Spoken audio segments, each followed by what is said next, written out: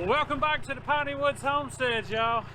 I figured while Lisa is over at her mom and daddy's visiting with them today, I would do a little something without her permission.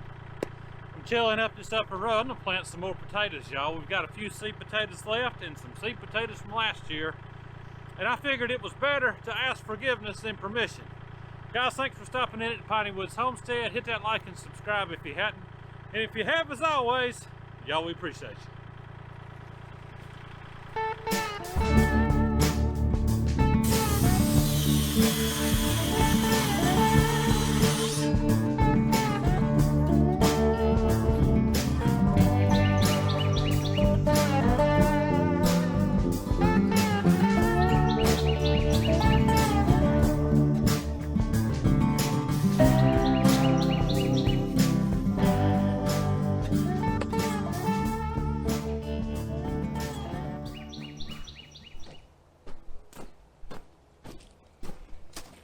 All right, y'all, in this box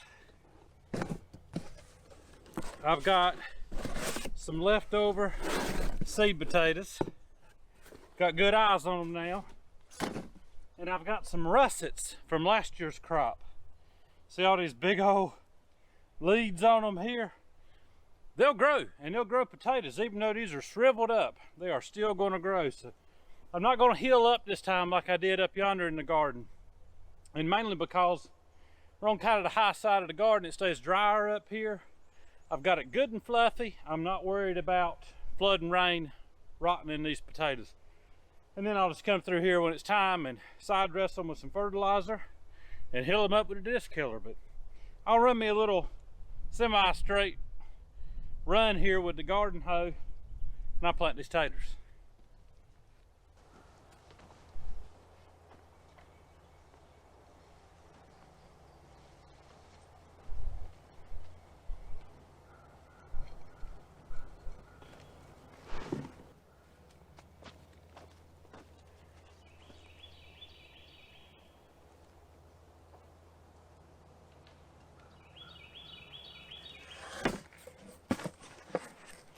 I'll give y'all a little closer look here.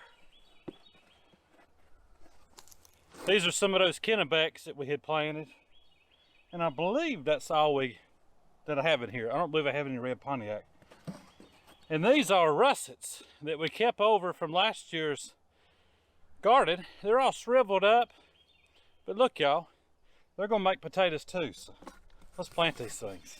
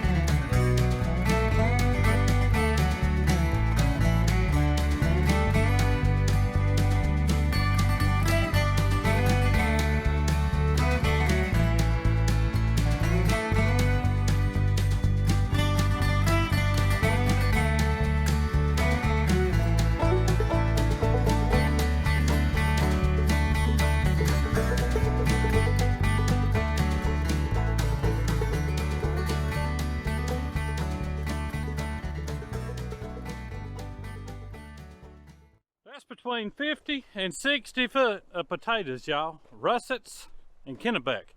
Now I'll take the garden hoe, just cover over them, and y'all, these things are going to pop on up here in just a few days. It won't take long. It's warming up out here now, and we'll be side dressing and hilling these things before you know it.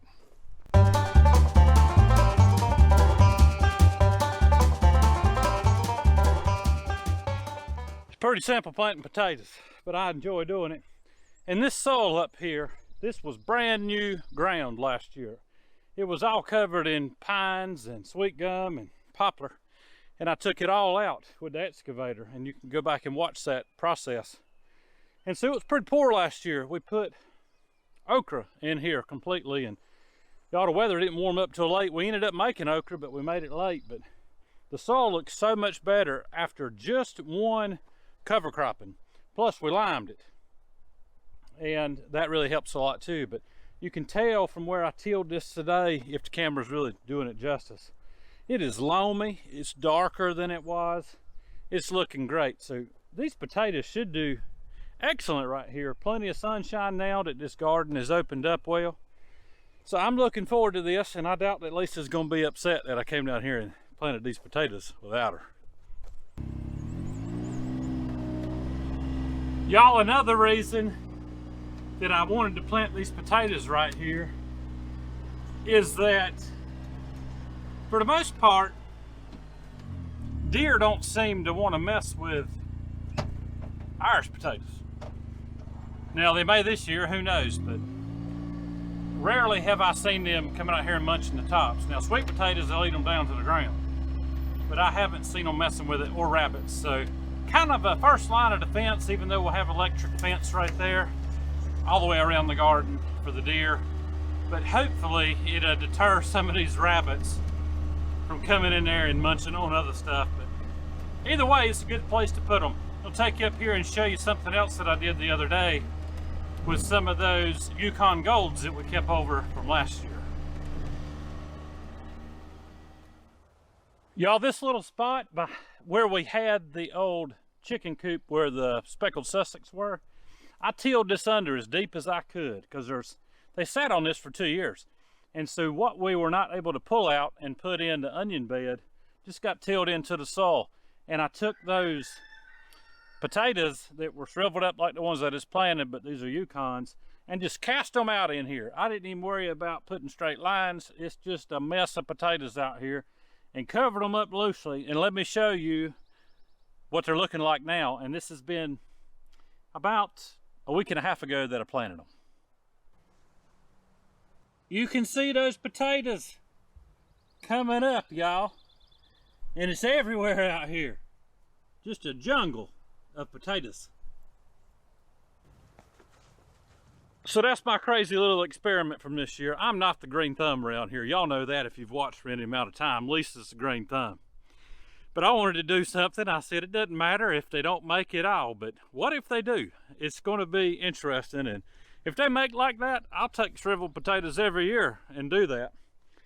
On the next video, guys, homesteading video, we will show you our baby chicks. We got them a couple of days ago. Got 50 Ranger meat chickens back there in their closed off brooding section of their main run, and y'all are looking great. We'll show you that one on the next one, guys. Y'all, before you know it, everything will be popping around here once we get everything planted.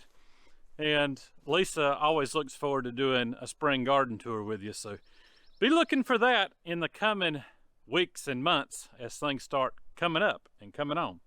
Guys, this is a short one for you. Hope you enjoyed it. Hope you'll have a good day, a great week, and on the next one, another walk and talk. So if you watch those, be praying about that, because I'm waiting on what I'm going to speak on the next one. Guys, I appreciate you. Y'all have a good day, a great week, and Lord willing, and the creek don't rise too high, we will see you on the next one.